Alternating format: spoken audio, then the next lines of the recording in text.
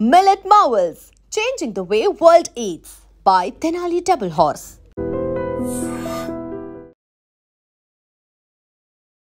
అయితే ఇక్కడే కీలకమైంది. అలా కూలాల్సినటువంటి పరిస్థితులు ఏర్పడడానికి కారణం కూడా కేసీఆర్. ఎందుకంటే 103 ఏళ్ల కింద కట్టినటువంటి పోచారం ప్రాజెక్ట్ ఇప్పటికీ చెక్కు చెదరకుండా అలాగే ఉంది. బట్ కాళేశ్వరం ప్రాజెక్టు 3 నాళ్ల ముచ్చటగా మిగిలిపోవడానికి కారణం కూడా అక్కడున్నటువంటి అభ్యంతరాలని పట్టించుకోలేదు, నిపుణులు ఇచ్చినటువంటి రిపోర్ట్స్ని పరిగణలోకి తీసుకోలేదు. తనకి ఏది నచ్చిందో, తను ఏది చెయ్యాలనుకున్నారో అలా పేపర్ మీద పెట్టారు. క్యాబినెట్ అప్రూవల్ ఉందా లేదా తెలియదు. అక్కడ ఉన్నటువంటి అధికారులు కూడా ఒకసారి క్యాబినెట్తో చర్చ అన్నారు, ఒకసారి కేసీఆర్ చెప్తుందే మేము చేశాము అన్నారు. ఇవన్నీ ఉన్నాయి కాబట్టి whole and sole responsible person is KCR అనే మాట. దాన్ని ఎవరైతే ఎగ్జిక్యూట్ చేశారో హరీష్ రావు, ఎవరైతే సైలెంట్గా ఉన్నారో ఈటెల రాజేందర్, వీళ్ళందరూ కూడా రెస్పాన్సిబుల్ పర్సన్స్ అనే మాట చాలా క్లియర్గా వచ్చింది కదా నిన్న. రాకండి, కేసీఆర్ గారు ఇంజనీర్ కాదండి, ఆయన బీటెక్ స్టూడెంట్ కాదండి, ఆయన ఇంజనీరింగ్ డిపార్ట్మెంట్లో ఎప్పుడు పనిచేయలేదండి. వారు ఒక రాజకీయ నాయకులు, ఒక ఉద్యమకారుడు, 50 సంవత్సరాల అనుభవం ఉన్న ఒక రాజకీయ నాయకులు. మీరు పోచారం ప్రాజెక్టు, కాళేశ్వరం ప్రాజెక్టు అని ఆయన మొత్తం మీరు సర్వస్వం కేసీఆర్ గారే చేశారని మీరు అంటున్నారు. ఆయన ఇంజనీర్ కాదండి. ఏ ప్రాజెక్టు కట్టాలన్నా, ఏ రోడ్డుకి వేయాలన్నా, ఏ బ్రిడ్జ్ కట్టాలన్నా కూడా దానికి ఇంజనీర్లే డెసిషన్ తీసుకుంటారు. ముఖ్యమంత్రి కానీ ఆ మంత్రి కానీ కేవలం ప్రజల ఆకాంక్షలను, అప్పటి వరకు జరిగిన అన్యాయాన్ని, అప్పటి వరకు అయినా ఏమైనా ప్రాజెక్టులు కట్టకపోతే ఆ ప్రాజెక్టులు కడితే ఏ విధంగా లాభం అవుతాయి అనేది ఆ ఆకాంక్షలను టెక్నికల్ ఎక్స్పర్ట్స్కి చెప్తారు. ఈ కాళేశ్వరం విషయంలో 13 క్లియరెన్సెస్ ఇచ్చారు. ఎవరు ఇచ్చారండి? సెంట్రల్ వాటర్ కమిషన్ ఇచ్చారు, మినిస్ట్రీ ఆఫ్ వాటర్ రిసోర్సెస్ వాళ్ళు ఇచ్చారు, అదేవిధంగా రకరకాల మినిస్ట్రీ ఆఫ్ ఎన్వైర్న్మెంట్, ఇవన్నీ కూడా వాళ్ళు ఏ రిపోర్ట్ ఇచ్చినా కూడా మీరు ముందు ప్రపోజల్ పంపించాలి. ఎక్స్పర్ట్స్ వస్తారు, వచ్చిన తర్వాత వాళ్ళందరూ కూడా చూస్తారు. చూసిన తర్వాత ఇక్కడ ఏమైనా ఎకలాజికల్ ఇంబ్యాలెన్స్ ఉందా, లేకపోతే ఇక్కడ పెట్టకుండా ఇక్కడ పెడితే ఏమైనా ప్రాబ్లం అవుతుందా, ఇవన్నీ చూసిన తర్వాత వాళ్ళు డిసైడ్ చేస్తారు. తర్వాత ఏ పిల్లర్ ఎక్కడ ఉండాలి, దాంట్లో ఏ మెటీరియల్ వాడాలి, ఫౌండేషన్ ఏ విధంగా ఉండాలి, సాయిల్ టెస్టింగ్ చేస్తారు. ఇవన్నీ చేస్తే కేసీఆర్ గారు ఎట్లా చేస్తారండి? కేసీఆర్ గారు ఇంజనీర్ కాదు కదా. He will only tell the aspirations of people to engineers. ఇగో ఈ విధంగా ఉంటే తెలంగాణకు లాభం అవుతుందని చెప్తారు. ఏ విధంగా డిజైన్ ఉండాలి, ద సైజ్ ఎంత ఉండాలి, రాఫ్ట్ ఏ విధంగా ఉండాలి, సికాంట్ ఏ విధంగా ఉండాలి, ఆప్రాన్ ఏ విధంగా ఉండాలి, పిల్లర్ హైట్ ఎంత ఉండాలి, పిల్లర్కి మధ్యలో గ్యాప్ ఎంత ఉండాలి, కేసీఆర్ గారు ఎట్లా డిసైడ్ చేస్తారు? హరీష్ రావు గారు ఎట్లా డిసైడ్ చేస్తారు? ఇంజనీర్లు కదా డిసైడ్ చేయాల్సింది. నిపుణుల కమిటీ అంటున్నాను. నిపుణుల కమిటీ ఏం చెప్పిందో పీసీ ఘోష్ కమిషన్కి హరీష్ రావు గారు చెప్పేటప్పుడు నేను కూడా అక్కడే ఉన్నాను. పోచారం అంటున్నారు. అట్లా చాలా బ్రిడ్జెస్ కూడా డ్యామ్స్ కానీ, బ్రిడ్జెస్ కానీ, బ్యారేజ్ కానీ ఈ విధంగానే కడతారండి. దాంట్లో అయినా మీకు 5 సంవత్సరాల్లో ఏం కాంది, ఒకటే పిల్లర్. ఇప్పుడు మీరు నాగార్జున డ్యామ్ దగ్గరికి పోండి, నేను పోయాను, నేను అండర్ గ్రౌండ్లో కూడా పోయాను. సీపేజ్ ఉంటూనే ఉంటుందండి. ఇది కామన్ సీపేజ్ అనేది. ఒక నిజంగా కాళేశ్వరం నాసిరకం కన్స్ట్రక్షన్ అయితే మరి ఇప్పటికి కూడా ఇప్పుడు పెద్ద ఎత్తున పోతున్నాయి. 25 లక్షలు 26 లక్షల క్యూసెక్ల నీళ్ళు పోతున్నాయి. కూలిపోవాలిగా, సుందిలో కూలిపోవాలిగా, అన్నారం కూలిపోవాలిగా. ఎందుకు కూలిపోవట్లేదు? మీరు ఒకసారి ఆలోచించండి. ఇప్పుడు కూడా మేడిగడ్డలో ఇప్పుడు కూడా కూలిపోవాలిగా, మరి ఎందుకు కూలిపోవట్లేదు? అదే నా పాయింట్. అందుకొరకే ఇది బాంబులతో పేల్చే కుట్ర జరిగిందనే థియరీని నేను గట్టిగా ఎందుకు సమర్థిస్తున్నానంటే, ఎక్కడ కూడా ఏం ప్రాబ్లం లేదు. ఇప్పుడు సుందిగల్లో ఏ ప్రాబ్లం లేదు, మేడిగడ్డలో అన్నారంలో ప్రాబ్లం లేదు. మేడిగడ్డలో 86-87 పిల్లర్లు ఉంటే 20వ నెంబర్ పిల్లర్కే ఒక ప్రాబ్లం వచ్చింది. ఎందుకు వచ్చిందని దాన్ని ఇన్వెస్టిగేట్ చేయాలి కదా. ఊకే కేసీఆర్ గారి మీద విషయం కక్కితే ఏమొస్తుంది? కుంభకోణం అంటున్నారు. 94,000 కోట్ల ప్రాజెక్టు, ఎన్నో రిజర్వాయర్లు, పెద్ద బ్యారేజెస్, అదేవిధంగా 100 కిలోమీటర్ల కెనాల్స్. మరి వాటికి ఎక్కడేం కాలేదే, పెద్ద పంప్ హౌస్లు ఇప్పటికి కూడా వాటర్ పంప్ చేస్తూనే ఉన్నాయి. మరి వాటి గురించి ఎవరేం మాట్లాడరు? 3,000 కోట్లలో జరిగిన ఒక్క పిల్లర్ గురించే మాట్లాడతారు. ఒక్క పిల్లర్ కాస్ట్ బహుశా 10 కోట్లు 15 కోట్లు ఉంటుంది, 20 కోట్లు ఉంటుంది. ఆ 20 కోట్ల నష్టాన్ని బట్టి మొత్తం కాళేశ్వరం అంతా పోయిందనడం ఎంతవరకు న్యాయం? అదే నేను అంటున్నా. సో ఇప్పుడు పీసీ ఘోష్ కమిషన్ విచారణకు పిలిచింది. ఆ తర్వాత అందరూ వెళ్ళారు. ఆల్మోస్ట్ 115-116 మంది అక్కడ విచారణకు ఒక సాక్షులుగా హాజరై వచ్చిన తర్వాత ఇచ్చినటువంటి వాళ్ళ వర్షన్ కూడా ఒకదానికి ఎక్కడ కంపాటబుల్గా లేదు అనేది, డిఫరెంట్ వర్షన్స్ వినిపించారనేది మొత్తం ఆయనే చేశారు. ఆయన ఏం చెప్పారో మేము ఫాలో అయ్యాము. ఎందుకంటే అక్కడ ఉంది సీఎం కాబట్టి, సీఎం ఒక మానసపుత్రిక, ఒక ప్రతిష్టాత్మకమైనటువంటి ప్రాజెక్ట్ అనుకున్నారు. ఆయనకి ఏమన్నా అభ్యంతరాలు చెప్తే ప్రాబ్లమ్స్ ఏమన్నా వస్తాయేమో అనేటువంటి వెర్షన్ కూడా వినిపించింది కాబట్టి. సో ఇప్పుడు ఇంత పెద్ద ఎత్తున జరిగిన తర్వాత అసెంబ్లీ ఒక డెసిషన్ డెసిషన్ తీసుకుంది, సిబిఐకి అప్పగించాలి. అసెంబ్లీ కాదు, రేవంత్ రెడ్డి. సో స్పీకర్ కూడా అదే మాట చెప్పారు అనేది ఒక తీర్మానం తీసుకున్నారు కాబట్టి స్పీకర్ మాటని రేవంత్ రెడ్డి గారు కూడా ఫాలో అవుతున్నారు అనేది. ఒక ఇంజనీర్ ఇంట్లో 200 కోట్లు దొరికాయి, ఇంజనీర్ ఇంట్లోనే 200 కోట్లు దొరికితే సీఎం ఇంట్లో ఎన్ని కోట్లు దొరుకుతాయి అంటున్నాడు. ఆ ఇంజనీర్లు ముగ్గురండి. ఒక ఆయన నూనె శ్రీధరు, రెండవది చీటి మురళీధరు, మూడో వ్యక్తి హరిరామ్. వీళ్ళందరూ 35 సంవత్సరాల సర్వీస్ ఉన్న వ్యక్తులు. ఒకటి కాదు, రెండు కాదు. 1976లో 77లో మురళీధర్ జాయిన్ అవుతాడు సర్వీస్లో, 1989లో హరిరామ్ జాయిన్ అవుతాడు సర్వీస్లో, 1990లో నూనె శ్రీధర్ జాయిన్ అవుతాడు. వీళ్ళందరూ ఏ పనిష్మెంట్ వచ్చినా, ఏ కుంభకోణం చేసినా వీళ్ళు అసిస్టెంట్ ఇంజనీర్లుగానే మిగిలిపోయేవాళ్ళు. ఇంజనీరింగ్ చీఫ్ స్థాయికి పోయారు, అంటే చీఫ్ ఇంజనీర్ స్థాయికి దాటిపోయారు, ఈఎన్సీ స్థాయికి పోయారు. నూనె శ్రీధర్ ఎగ్జిక్యూటివ్ ఇంజనీర్ స్థాయికి పోయాడు. వీళ్ళు ఏ చిన్న తప్పు చేసినా కూడా వీళ్ళ మీద పనిష్మెంట్ వచ్చేది, ప్రమోషన్ ఆగిపోయేది, పై స్థాయికి పోయారు. First point. వీళ్ళ ముగ్గురు కలిపి ఏసీబీ పెట్టిన అక్రమ ఆస్తుల కేసు ప్రాపర్టీ విలువ చూస్తే మీరు పరిశాన్ అవుతారు. 27 కోట్ల రూపాయలు. నూనె శ్రీధర్ దగ్గర ఒక 7 కోట్లు, హరిరామ్ దగ్గర ఒక 9 కోట్లు, చీటి మురళి దగ్గర ఒక 9 కోట్లు. తప్పి కొడితే 25-26 కోట్లు అండి. 30 సంవత్సరాల సర్వీసు, 35 సంవత్సరాల సర్వీసులో మీరు మొదటి సంవత్సరం సర్వీస్లో కానీ రెండో సంవత్సరం 1 ఎకరం భూమి ప్రభుత్వానికి ఇన్ఫార్మ్ చేసి కొనుక్కున్నా కూడా దాని వాల్యూ ఇప్పుడు 25-30 కోట్లు అవుతుంది. రైట్. సో అంటే కక్షపూరితంగా వాళ్ళు ఎప్పుడో వాళ్ళ పేర్ల మీద, వాళ్ళ భార్యల పేర్ల మీద ప్రభుత్వానికి ఇన్ఫార్మ్ చేసే కొనుక్కున్నారు. అవి వాటి రేట్స్ పెరిగినాయి. అవన్నీ కూడా అక్రమ ఆస్తులు అని చెప్పి అనడం, అది కూడా తిప్పి కొడితే 35 సంవత్సరాలు ఉన్న వ్యక్తి ఆయన దగ్గర దొరికింది కేవలం 7 కోట్లే, అంటే అక్రమంగా కేవలం 3 కోట్ల రూపాయలు ఉందంటాడు. ఇలా 300 గజాలు హైదరాబాద్ అవుట్స్కట్స్లో 30 కోట్లకు దొరుకుతుందండి. నేను ఎందుకు చెప్తున్నానంటే ఈ మాట, భూములు ప్రభుత్వానికి ఇన్ఫార్మ్ చేసి ఆస్తులు సంపాదించుకోవడం తప్ప, తన సంపాదనలో కొంత భాగాన్ని మిగిలించుకొని ఆస్తులు సంపాదించుకోవడం తప్పులేదు. నేనేమంటున్నానంటే ఇది లేని అవినీతిని తీసుకొచ్చి వీళ్ళందరి మీద కూడా మరి అభాండాలు వేసి ఈ ప్రాజెక్ట్ అంతా కూడా అవినీతిమయమనే అభాండం అనేది ప్రభుత్వం వేస్తుంది. అందుకొరకే ఈ అసెంబ్లీ తీర్మానం కాదండి, రేవంత్ రెడ్డి, ఆయన గంగాపురం కిషన్ రెడ్డి, బండి సంజయ్ కుమారు వీళ్ళందరూ కలిసి కాళేశ్వరం 1,00,000 కోట్ల అవినీతి జరిగింది అంటున్నాడు. 94,000 కోట్లతోని ప్రాజెక్టు మొత్తం కడితే 1,00,000 కోట్ల అవినీతి ఎట్లా జరుగుతుంది?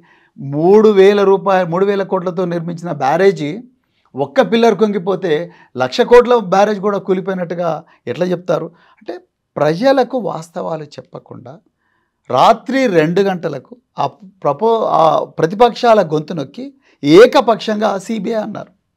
అదే నేను చెప్తున్నాను, తీర్మానం కాదండి, ప్రజలు చేసిన తీర్మానం కాదు. ప్రజలు కాళేశ్వరం కావాలన్నారు కాబట్టి కాళేశ్వరం రికార్డు టైంలో వచ్చింది. కాళేశ్వరం వల్ల లక్షలాది ఎకరాలకు మరి జలాలు వచ్చినాయి. అదేవిధంగా 54,000 కోట్ల విలువైన పంట, 1,16,000 కోట్ల పంట అనేది 2014 తర్వాత తెలంగాణ తీయగలిగింది. ఇన్ని రికార్డ్స్ ఉన్నాయి తెలంగాణలో. అదంతా కాదని రాత్రి 2 గంటలకు ఒక్క వ్యక్తి తను తీసుకున్న నిర్ణయం బీజేపీ సాయంతో ఇలా మరి సిబిఐ కేసు అంటున్నారు. పూర్తిగా తెలంగాణ ప్రజల ప్రయోజనాలకు వ్యతిరేకమని నేను అనుకుంటున్నాను కవిత గారు. ఇప్పుడు సిబిఐకి ఇవ్వడాన్ని మీరు తప్పుపడుతున్నారా? ఇప్పుడు ఈ 2 పార్టీలు కలిసిపోయాయనే మాట, దీని గురించి కూడా సీఎం రేవంత్ రెడ్డి ఒక మాట చెప్పారు. బడే బాయ్ చోటే బాయ్ అనే మాట అంటున్నారు.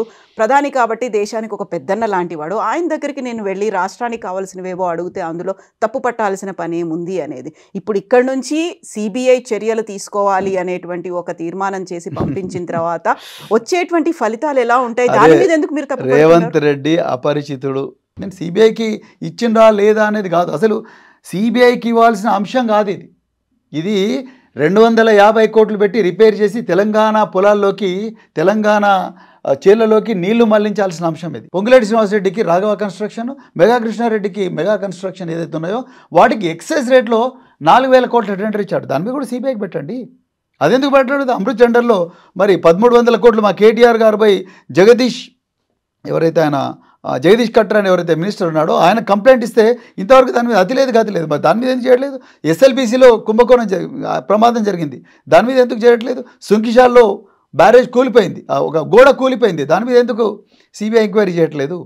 నేను ఏం చెప్తున్నంటే సైలెంట్గా స్పెసిఫిక్గా సెలెక్టివ్గా ఒక మేడిగడ్డలో పిల్లర్ నెంబర్ 20నే పెద్ద ప్రమాదంగా చూపించి దాని మీద సిబిఐ ఎంక్వైరీ చేయడం అనేది పూర్తిగా తెలంగాణ ప్రయోజనాలను నాశనం చేసే కుట్రనే నేను చెప్తా ఉన్నాను. అంతే, సిబిఐ ఎంక్వైరీ అసలు అవసరం లేదని అంటున్నాను దీంట్లో ఈ పర్టికులర్లీ మేడిగడ్డ. ఇక్కడే ఇంకొక కీలకమైనటువంటి ప్రశ్న కూడా వస్తుంది. తెలంగాణ ప్రజలు కోరుకున్నారు, తెలంగాణ ప్రజల ప్రయోజనాలు, అక్కడ ఉన్నటువంటి సాగునీరు తాగునీరు కోసమే ఇన్ని ఎకరాలకు మాగాని ఇవ్వాలని ఇన్ని కోట్లతో ఖర్చు చేశామంటున్నారు. మేడిగడ్డ 3,000 కోట్లు, లేకపోతే ఆ పిల్లర్ కుంగింది 123 కోట్లు, ఇవన్నీ అనుకుంటు యాక్చువల్గా అక్కడ కట్టాల్సినటువంటి అవసరం ఏముంది? ఏదైతే సమైక్య రాష్ట్రంలో కావచ్చు, అంతకుముందు ఉన్నటువంటి పరిపాలనలో పెండింగ్ ప్రాజెక్టులు ఉన్నాయి, కేంద్రం తరఫున నిధులు రాలేదు కాబట్టి వాటిని పూర్తి చేసుకోలేకపోయారు. ఏదైతే ప్రజా ప్రయోజనార్థం కట్టేటువంటి ప్రాజెక్టులు ఉంటాయో వాటికి కేంద్రం తరఫున నిధులు వచ్చే అవకాశం ఉంది. వాటన్నిటినీ పక్కన పెట్టి ఒక జాతీయ ప్రాజెక్టుగా హోదా కల్పించకుండానే కాళేశ్వరం ప్రాజెక్ట్ని కట్టుకున్నారు. దానికి అంతా కారణం కేసీఆర్. అసలు కట్టాల్సినటువంటి అవసరమే లేదు. పెండింగ్లో ఉన్నటువంటి పూర్తి కాని ప్రాజెక్టులు ఉన్నాయి, పేపర్ల మీద ఉన్నటువంటి ప్రాజెక్టులు ఉన్నాయి. వాటిని పూర్తి చేస్తే ఇంత ఎకరాలకి సరిపోయేది కదా అనే మాట. బడ్జెట్ అంతా పెంచేశారు, తెలంగాణ ప్రజల సొమ్ముని దోచుకున్నారు. ఇది కాదంటారా? చాలా మంచి ప్రశ్న. తెలంగాణ ప్రజల నిజాలు తెలవాలి. చాలా మంచిగా చెప్పారు మీరు. గతట్లు ఉన్నాయి, అవి పేపర్ల మీదనే మిగిలిపోయి అన్నారు మీరు. వాస్తవం. గత 50 సంవత్సరాల నుండి తెలంగాణలో ప్రాజెక్టులన్నీ పేపర్ల మీదనే ఉండిపోయాయి. ఏ ప్రాజెక్టు కట్టారండి వీళ్ళు? శ్రీరామ్ సాగర్ కట్టడానికి 50 సంవత్సరాల, ప్రియదర్శిని జూరాల ప్రాజెక్టు కట్టడానికి 25 సంవత్సరాల. ఏ ప్రాజెక్టులు కట్టారు? గోదావరి జలాల మీద శ్రీరామ్ సాగర్ తప్ప ఏ ప్రాజెక్టులు కట్టారు? పైన మహారాష్ట్రలో ఎన్నో ప్రాజెక్టులు కట్టుకున్నారు వాళ్ళు. కర్ణాటక వాళ్ళు కృష్ణా జలాల మీద ఎన్నో ప్రాజెక్టులు కట్టుకున్నారు. తెలంగాణ వాటా గురించి ఎన్నడన్నా కొట్లాడినరా వీళ్ళు? ఎన్నడూ జరగలేదు తెలంగాణ మీద కుట్ర. ఎన్నడన్నా ఆలోచించినరా తెలంగాణలో రైతులు ఇంతమంది ఎందుకు ఆత్మహత్య చేసుకుంటారు? ఎందుకు తెలంగాణ గోదావరి పరివాహక ప్రాంతంలో మరి నీళ్లు పారాల్సిన చెల్లెల్లో రక్తం ఎందుకు పారింది? ఎప్పుడన్నా ఎవరైనా ఆలోచించినరా అండి? సింగరేణి ప్రాంతం అంతా కూడా, గోదావరి పరివాహక ప్రాంతం అంతా కూడా ఎందుకు నక్సలిజం పెచ్చరైంది ఎప్పుడైనా ఆలోచించరా? ఎంతమంది సాఫ్ట్వేర్ ఇంజనీర్లు కావాల్సిన వ్యక్తులు, లేకపోతే ఎంటర్‌ప్రెన్యూర్స్ కావాల్సిన యువకులు, విదేశాలకు పోయి అద్భుతంగా బతకాల్సిన యువకులు, విదేశాలకు పోయి అక్కడ సంపద సృష్టించి తెలంగాణకు తీసుకురావాల్సిన బిడ్డలందరూ కూడా తుప్పుపట్టిన తుపాకులు తీసుకొని, తపంచాలు తీసుకొని, గ్రెనేడ్లు తీసుకొని, ఆలివ్ గ్రీన్ యూనిఫామ్ వేసుకొని అడవుల్లోకి పోయి ఎందుకు పోరాడినరు? ఎప్పుడైనా ఆలోచించరా? ఎంతోమంది అమ్మాయిలు, అబ్బాయిలు ఎంతో గొప్పగా డాక్టర్లు, ఇంజనీర్ కావాల్సిన బిడ్డలు, తల్లిదండ్రుల కళ్ళ ముందర కదలాల్సిన బిడ్డలందరూ కూడా అమరులయ్యే పరిస్థితి ఎందుకు వచ్చిందో ఆలోచించరా? అవన్నీ చూసే కదా కేసీఆర్ గారు నీళ్లు, నిధులు, నియామకాలనే ఒక నినాదంతో మరి తెలంగాణ ఉద్యమాన్ని, మలిదశ ఉద్యమాన్ని ఎందుకు ఇవన్నీ తెలంగాణ పిల్లల కళ్ళ ముందర ఉన్నాయి కదా. అయినా కూడా నేను ఈసారి తెలంగాణ ఉద్యమం స్టార్ట్ అయితే నేను చచ్చినా మంచిదే, నేను తెలంగాణ అయితే తీసుకొస్తాను, కేసీఆర్ తెలంగాణ వచ్చుడో కేసీఆర్ సచ్చుడో అన్న నిదానంతో కేసీఆర్ గారు 2001లో తెలంగాణ రాష్ట్ర సమితిని పార్టీ పెట్టి వచ్చి దాని తర్వాతనే కదా వీటి మీద చర్చ జరిగింది. ఒక్క విషయం చెప్తాను. నేను అప్పుడు వరంగల్లో ఓఎస్డీగా ఉన్నా, నాకు బాగా గుర్తుంది.